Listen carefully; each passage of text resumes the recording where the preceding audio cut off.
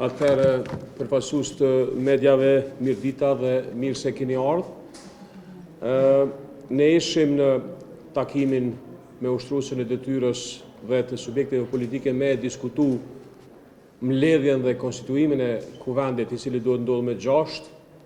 Në emër të aleancës, unë i adresova 2 tema takim. E para, shqetësimin e thellë dhe po ashtu kërkesën që konstituimi të ndodhë me njëherë është plotësisht e pakuptueshme për ne. Qysh ka mundësi për 4 muaj ditë sa kemi ndajtur në kuvend, gishti është adresu opozitës për mos konstituim të institucioneve, ndërsa rezultatet zgjedhore në konstituu tashe 4 javë dhe ende nuk ka konstituim, respektivisht data e seancës është caktuar me 6 gusht, një ditë para përfundimit të afatit kohor që duhet ketë një seancë brenda 30 dite. Çështja e dytë që e kam ngrit, si shqetësim, që kërkon interpretim, ka të bëjë se kur do të konstituohet kuvendi dhe kur do të konstituohen institucionet.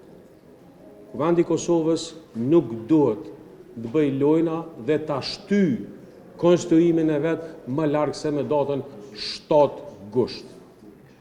Çfarëdo tendence për interpretim, i cili ndërlidhet me një afat kohor shtesë prej 1 muajve, vetëse e dëmton Kosovën dhe mbi të gjitha e konfirmon qëndrimin tonë politik se i gjithë ky proces i zgjatjes dhe tërzgjatjes ka qëllime zgjedhore që ndërlidhen edhe me një cikël tjetër. Aleanca këtë do ta kundërshtoj dhe këtë e ngritëm edhe në takimin me ushtruesin e detyrës, respektivisht me kolegën nga parti tjera.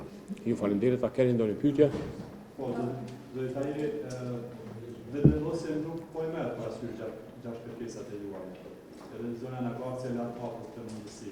Do thotë ju 7 deputetë të jeni përcaktuar që të votoni kundër edhe për kryetar të kuvendit, edhe për qeveri, edhe për presidentin. Në fakt është e kundërta. Është e vetmja aleanca e cila ka një pozicion politik publik në raport me konstituimin e institucioneve. Cili është ai? Ne themi, ne nuk duam të jemi pjesë e qeverisë dhe rrjedhimisht mos marrim asnjë hise, asnjë privilegj, asnjë pozitë qeverinë e Kosovës.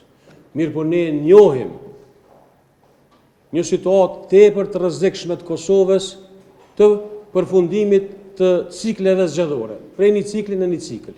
Duke qenë se këtë e shohim rrezik kombëtar, ne e shohim rrezik të shtetit Kosovës, e shohim rrezik kombëtar, e shohim rrezik të shtetësisë të Kosovës, trendin e abnormalitetit dhe në farë forme pranimin e abnormalitetit që Kosova mundet me shku prej një cikli zgjedhor në një cikël tjetër, ne kemi thonë shkurt edhe shqip. Nuk dojmë zgjedhje, nuk dojmë fakt, nuk dojmë me qanë qeveri, por me i konstituu institucionet, me boni president, i cili përfason unitetin e popullit, këto janë 6 pika. Kur i lexon 6 pikat, e shet që janë pika që nuk ndërlidhen me aleancën, e as me interesat politike dhe partiate të një deputeti, po ndërlidhen me Kosovën, që ndërlidhen me energji, është gazi amerikan dhe është investiment kek, me infrastrukturë dhe ndërlidhet me ekonomi, me ngritjen e TVSH-s nga 30 në 100.000 dhe me mos tatimimin e tokës së punuar që ndihmon prodhimin vendor. Por s'po merren parasysh të detajet, ta kem qartë, s'po merren parasysh, nëse nuk merren parasysh, i bie që aleanca do të pozicionohet kundër, do të votojë. Absolut, nëse nuk merren parasysh qëndrimet tona, kërkesat tona legjitime, absolutisht ne nuk bëjmë vegël, se si jem vegël.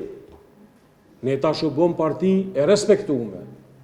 Ka gja parti e respektueme, për një parti e cila nuk uftoj kënda kime u bërë respektueme. Pra ne kemi qartësi në kursin tonë politik. Është i qartë, është i drejtë, është për Kosovën, jo për partinë, e jo për pozitat, e jo për presidentin, jo për kryeministin, jo për kryeparlamentarin, është për këtë Kosovë. Qofse nuk e përfillin, ja pafshin harin. Nuk është faja aleancës për armiqin e Kosovës, sikur që nuk ka qenë zgjedhjet e kaluara, se ky popull nuk e meriton me qit çdo 3 muaj ditë zgjedhje.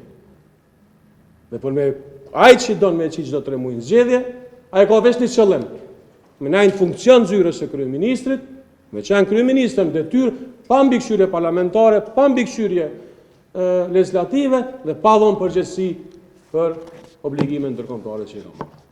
Faleminderit.